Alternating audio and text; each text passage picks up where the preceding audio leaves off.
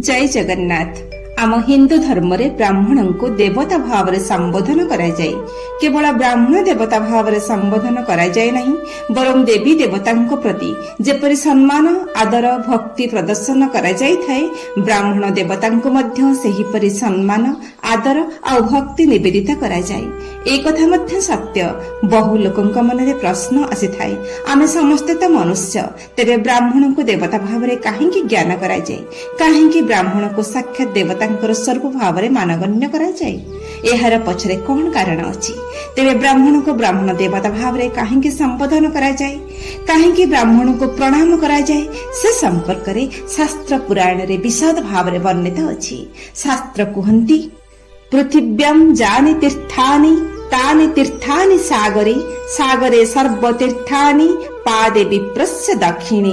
अर्थात पृथ्वी रे जेते तीर्थ अछंती समस्त तीर्थ समुद्र रे मिलित होइछंती, आउ समुद्र रे जेते तीर्थ मिलित हुअंती समस्त तीर्थ ब्राह्मणंकर दक्षिण पाद रे रहिछंती। पुणी मध्य शास्त्र कहन्ति, ब्राह्मणंक मुखरे चारि वेद अछंती, तांक अंग को समस्त देवता आश्रय करि रहिछंती। तेणु मान्यता अछि कि ब्राह्मणंकर पूजा करिबा द्वारा समस्त देवतांकर पूजा होई जाय थाए। शास्त्र अनुसारे अव्यक्त रूपीण विष्णुः स्वरूपं ब्राह्मणा भुवि नावमान्या नो विरोधा कदाचित् शुभम इच्छत। अर्थात पृथ्वी रे ब्राह्मण को विष्णुंकर स्वरूप भाव रे मना जाए। तेणु जीए निजर कल्याण इच्छा करती से माने केबे मध्य ब्राह्मणंक प्रति देश भावना रखिबा बा ब्राह्मण को अपमान करिबा उचित नुहे। पुणी शास्त्र कहन्ति, सारा संसार देवतांकर अधीन अटंती, आउ समस्त देवता मंत्रर अधीन अटंती, आउ समस्त मंत्र ब्राह्मणंकर अधीन अटे। एहा ब्राह्मण को देवता भाव रे ज्ञान करिवार एक प्रमुख कारण बोली शास्त्र कहन्ति। शास्त्र मतरे देवता अधीना जगत सर्वं मंत्र अधीनश्च देवताः ते मंत्राः ब्राह्मण अधीनाः तस्मात् ब्राह्मण देवता। ब्राह्मण पुत्रटीर जेतेबेले संस्कार कर्म व्रत पनयन कराय जाय, सेतेबेले से द्विज संज्ञा वहन करंती। जेतेबेले से विद्या अध्ययन सह शास्त्र पुराण वेद वेदांत इत्यादि अध्ययन करंती, सेतेबेले से विप्र नाम धारण करंती। जेतेबेले से वेद मंत्र शास्त्र पुराण आदि अध्ययन करी ज्ञान लाभ करिवा सहित आहुरी शुद्धपूत होई तीर्थ स्नान त्रिसंध्या आदि करी पवित्र होई जांती, सेतेबेले से परम पूजनीय ब्राह्मण भाव रे परिगणित होंती। शास्त्र कहन्ति, जाहांक हृदय रे गुरु देवता माता पिता एवं अतिथिंक प्रति भक्ति थाए, जे अन्य मानंकु भक्ति मार्ग रे अग्रसर कराई थांती, जे सनातन धर्मर प्रचार और प्रसार करि थांती, सर्वदा भाव रे जे परम ब्रह्म को जानि थांती, शास्त्र कहन्ति से ही प्रकृत ब्राह्मण अटंती। आउ सेही ब्राह्मणंकर दर्शन रे अश्वमेध यज्ञर फल प्राप्ति होइताए। शास्त्र कहिले, ओम पुराण कथोक नित्यं धर्म रक्षा न अस्य संततिः अस्यैव दर्शनाथ नित्यं अश्वमेधादीजं फलम्। पुराण अनुसारे थरे पितामह भीष्म ऋषि पुल्यस्तुं को पचारुछंती, हे गुरुदेव, मनुष्य को देवत्व सुख राज्य धन जश विजय भोग आरोग्य आयु विद्या लक्ष्मी पुत्र बंधुवर्ग एवं सबु प्रकार मंगलर प्राप्ति किपरि होई परिबो? सेतेबेले पुलस्त मुनि पितामह भीष्मंकर प्रश्नर उत्तर देबाकू जाई कहउचंती, एही पृथ्वी रे ब्राह्मण ही सर्वदा विद्या आदि सद्गुण रे युक्त आउ श्री संपन्न अटंती। तीन लोकरे आउ प्रत्येक जुगरे विप्रदेवं को नित्य पवित्र माना जाइछि। ब्राह्मण देवता मानकर मध्य देवता अटंती। संसार रे तांको समान अन्य केही नाहंती। से साक्षात धर्मर मूर्ति आउ समस्तंकर मोक्षर मार्ग प्रशस्त करबाकू समर्थ अटंती। ब्राह्मण सबु लोकर गुरु पूज्य आउ तीर्थ स्वरूप मनुष्य अटंती।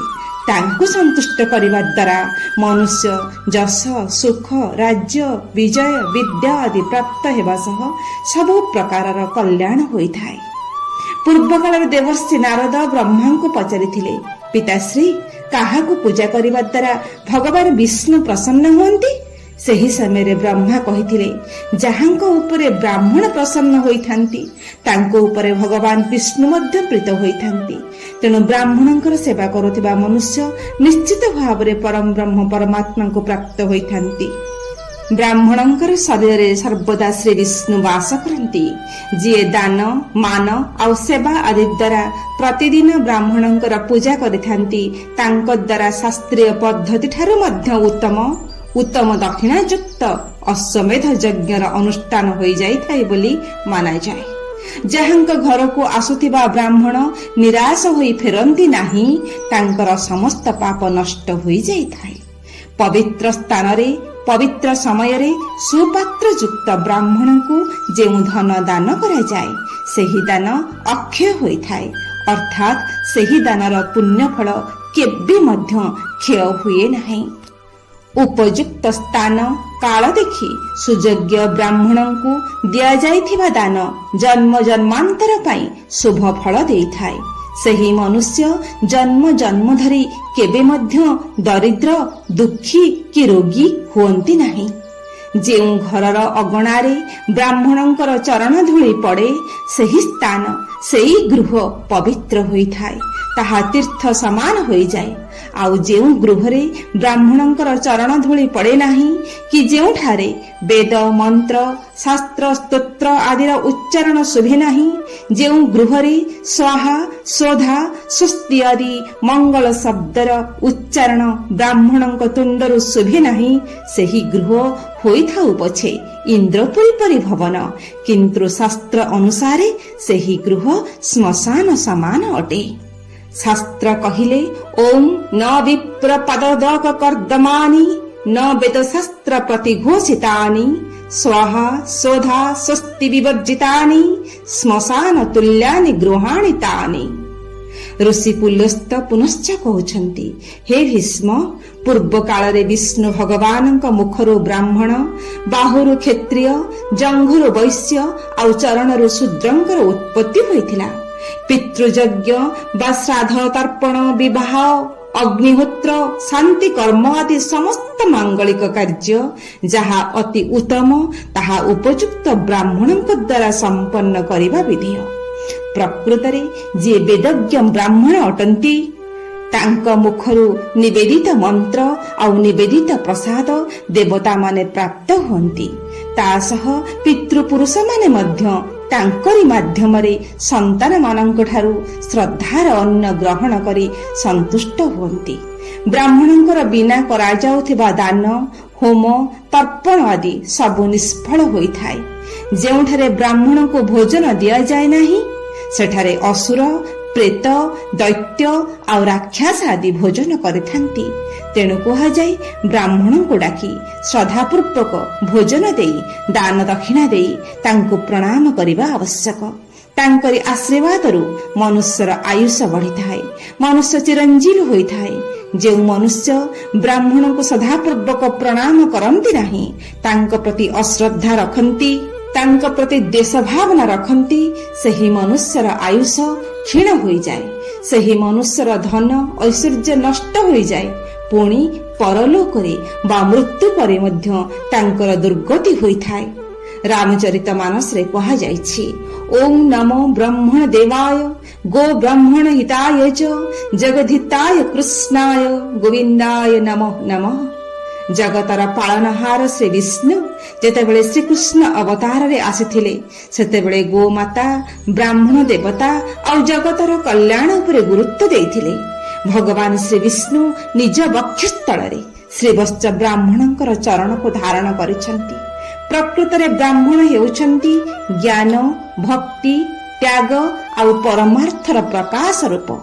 ବ୍ରାହ୍ମଣ ଶକ୍ତି କୌଶଳ ପୁରୁଷାର୍ଥ ଆଦିର ଆକାଶ ସମାନ ଅଟନ୍ତି। ପ୍ରକୃତ ବ୍ରାହ୍ମଣ ନା କୌଣସି ଧର୍ମରେ ନା କୌଣସି ଜାତିରେ ବାନ୍ଧିବା ମନୁଷ୍ୟ ନୁହନ୍ତି। ବେଦ ଶାସ୍ତ୍ର ପୁରାଣ ତୀର୍ଥାଦି ଦର୍ଶନ ସ୍ନାନ ତର୍ପଣ ଆଦି ଶାସ୍ତ୍ର ମୋଦିତ କର୍ମ କରୁଥିବା ବ୍ରାହ୍ମଣ ହେଉଛନ୍ତି ସାକ୍ଷାତ ଭଗବାନ ବିଷ୍ଣୁଙ୍କର ସ୍ୱରୂପ। ନା ସେ କୌଣସି ସଂକୁଚିତ ଚିନ୍ତାଧାରାରେ ଆବଦ୍ଧ ଥାନ୍ତି, ନା କୌଣସି ଅନୁଚିତ ମାର୍ଗଦର୍ଶନ ଅନ୍ୟକୁ କରାନ୍ତି। ନିଜେ ବେଦ ଆଦି ଅଧ୍ୟୟନ କରିବା ସହିତ ସମଗ୍ର ସଂସାରକୁ ଉପଯୁକ୍ତ ମାର୍ଗଦର୍ଶନ ଦେଇ କଲ୍ୟାଣ ପଥରେ ଆଗେଇ ନେଉଥିବା ବ୍ରାହ୍ମଣ ସାକ୍ଷାତ ଦେବତାଙ୍କର ସ୍ୱରୂପ ଅଟନ୍ତି। ସେହି ଶୁଦ୍ଧ ବୁଦ୍ଧ ବ୍ରାହ୍ମଣ ଦେବତାଙ୍କର ଚରଣ କମଳରେ କୋଟି କୋଟି ପ୍ରଣାମ। ଜୟ ଜଗନ୍ନାଥ।